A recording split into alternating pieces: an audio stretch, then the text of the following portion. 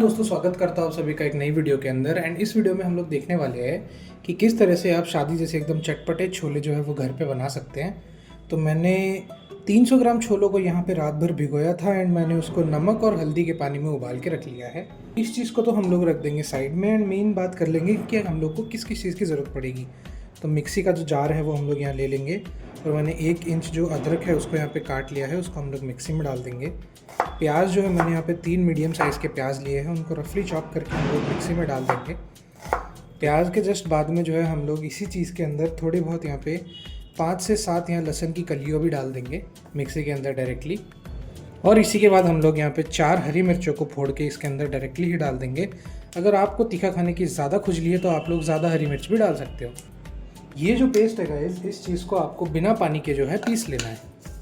तो ये देखिए दोस्तों, पीसने के बाद हमारा जो प्याज है वो इस तरीके का हो जाएगा। अब प्याज का मसाला बनने के बाद में हम उस चीज़ को साइड में रख देंगे एंड अब हम यहाँ पे बनाएंगे टमाटर का मसाला और इस चीज़ को भी बना के रख लेंगे। उस चीज़ के लिए मैंने यहाँ पे 2 हाइब्रिड टमाटर्स का यूज़ किया है। आप चाहे तो लोकल वाले भी यूज़ कर सकते हैं, बट हाइब्रिड बड़ा यूज़ कीजिएगा। हाइब्रिड वाले टमाटर जो है वो यहाँ पे थोड़े से मीठी की साइड होते हैं, तो आपकी जो ये ग्रेवी है वो बहुत ज़्यादा अच्छी लगेगी एंड वो खट्टी नहीं बनेगी। तो 2 मीडियम साइज़ के टमाटरों को मैं यहाँ पे मिक्सी में ऐड कर दूँगा। एंड उसी के साथ साथ इस डिश का जो सीक्रेट है वो ये है कि आप लोगों को यहाँ पे 10 से 15 जो उबले हुए छोले हैं वो भी यहाँ पे ऐड करने पड़ेंगे। छोलों के अंदर जो है बहुत ही अच्छा स्टार्च होता है जो इस चीज़ को एक बहुत ही क्रीमी टेक्सचर देगा। तो इस चीज़ को आप हल्का सा पानी यूज़ करके पीस लीजिएगा। तो लीजिए, टमाटर का भी जो मसाला है वो मैंने यहाँ पे पीस लिया है एंड अब हम लोग चलते हैं इसकी मेन प्रिपरेशन की तरफ। तो अब मैं चढ़ा लूँगा यहाँ पे कढ़ाई और कढ़ाई के अंदर मैं डालूँगा यहाँ पे सरसों का तेल। आप चाहे तो इस चीज़ को रिफाइंड ऑयल में ही बना सकते हैं, पर यार छोलों का मज़ा तो सरसों के तेल में ही आता है। एंड तेल उतना ही लीजिएगा जितने में आपका मसाला जो है भून जाए। बहुत ज़्यादा तेल लेने की यहाँ ज़रूरत नहीं है आप लोगों को। जैसे ही तेल गर्म हो जाए तो गैस की फ्लेम को हम लोग मीडियम करेंगे और सबसे पहले यहाँ पर हम चटकाएँगे थोड़ा जीरा, 1 तेज पत्ता, 2 हम लोग यहाँ पे इलायची डाल रहे हैं, 1 यहाँ पे लौंग डाल रहा हूँ मैं, और यहाँ पर मैं थोड़ी सी दालचीनी भी डाल रहा हूँ। जैसे ही मसाला जो है वो यहाँ तेल में थोड़ा सा भुन जाए तो हम लोग जो हमारा प्याज का मसाला था, हमारे जो पिसे हुए प्याज थे, हम लोग उस प्याज को डायरेक्टली तेल में डाल देंगे।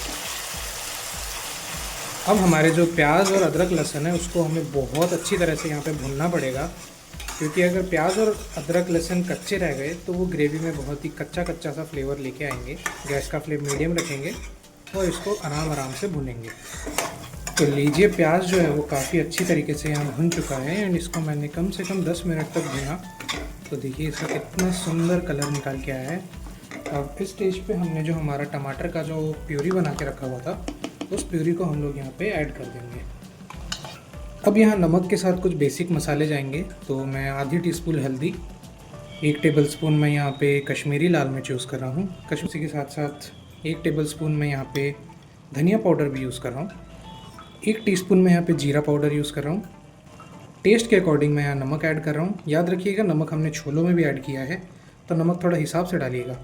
नमक का टेस्ट बैलेंस करने के लिए ज़रा सी यहाँ पे मैं शक्कर यूज़ कर रहा हूँ।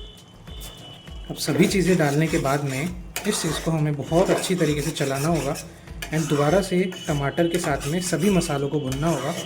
इस स्टेज पे जो है आप ढक्कन को बंद करके भुन सकते हैं। उससे क्या होगा कि टमाटर को भुनने में ज़्यादा वक्त नहीं लगेगा। गैस का फ्लेम यहाँ मीडियम करना है और ढक्कन लगा देना है। बीच में जो है इस चीज़ को हम लोग थोड़ा सा खोल लेंगे और चेक कर लेंगे कि मसाला कहीं जल तो नहीं रहा। उसी के साथ साथ हम लोग हमारे यहाँ पे जो गरम मसाले हमने स्टार्टिंग में डाले थे, जो खड़े गरम मसाले डाले थे, उनको आप यहाँ पे जितने हो सके ग्रेवी से निकाल लीजिएगा।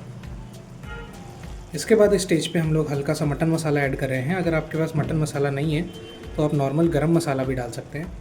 अब मैं वापस इस चीज़ को थोड़ी देर ढक देता हूँ। ये देखिए दोस्तों, हमारा जो मसाला है वो कितनी अच्छी तरह से यहाँ पक गया है एंड इसने तेल भी छोड़ना स्टार्ट कर दिया है, पर अभी भी इस चीज़ के अंदर थोड़ा सा मॉइस्चर बचा हुआ है। तो मैं अब ढक्कन को खोल के इसका जो बचा कुचा मॉइस्चर है इस चीज़ को भी उड़ा लूँगा। तो देखिए किस तरह जो मसाला है वो लहसुन की चटनी के जैसा लग रहा है एंड थोड़ा जेली टाइप का हो गया है।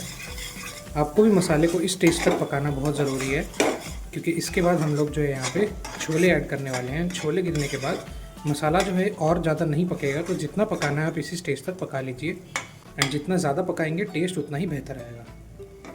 तो इस स्टेज पे हम हमारे जो उबले हुए छोले थे वो यहाँ पे डाल देंगे छोले डालने के बाद गैस की फ्लेम को थोड़ा हाई कर लीजिएगा एंड इनको अच्छे से आपस में मिक्स कर लेंगे। छोलों को अच्छे से मिक्स करने के बाद खटास के लिए हम लोग यहाँ ज़रा सा आमचूर पाउडर यूज़ कर रहे हैं। तो अब हम इसको 3 से 4 मिनट तक और ढक के पकाएंगे और उसके बाद में एक आखिरी तड़का लगाएंगे। तो छोलों को मैंने दूसरे गैस पे ट्रांसफ़र कर दिया है एंड अब हम लोग तड़के की तैयारी करते हैं। तो मैंने यहाँ पे 2 बड़े चम्मच सरसों का तेल लिया है। सरसों के तेल के अंदर हम लोग लेंगे यहाँ पे थोड़ी सी हींग और लेंगे यहाँ पे थोड़ी सी कश्मीरी लाल मिर्च पाउडर और साथ ही में यहाँ पे ज़रा सा कसूरी मेथी भी हम लोग डालेंगे। इस चीज़ को अच्छे से गर्म होने देना है। जैसे ये चीज़ गर्म हो जाए तो इसको डायरेक्टली हम लोग छोले के अंदर डाल देंगे। अब छोलों में तड़का लगाने के बाद आपको इस चीज़ को छेड़ना नहीं है, वैसे का वैसे ढक के छोड़ देना है। 5 मिनट बाद हम लोग ढक्कन को हटाएंगे तो देखिए कितने बेहतरीन छोले हमारे यहाँ बन के तैयार हो गए हैं। इस चीज़ को एक बार मिक्स कर लेते हैं और चलिए सर्व कर लेते हैं। तो ये लीजिए बन के तैयार है हमारे शादी वाले बहुत ही बढ़िया छोले। आप इस चीज़ को घर पे ज़रूर ट्राई कीजिएगा एंड मुझे बताइएगा ज़रूर कमेंट्स में आपको ये कैसा लगा। इसी के साथ साथ अगर आपको ये रेसिपी पसंद आई है तो प्लीज़ हमें सब्सक्राइब करें और अगर आप फेसबुक से देख रहे हैं तो हमारे पेज को फॉलो ज़रूर कर लें। तब तक के लिए बाय बाय।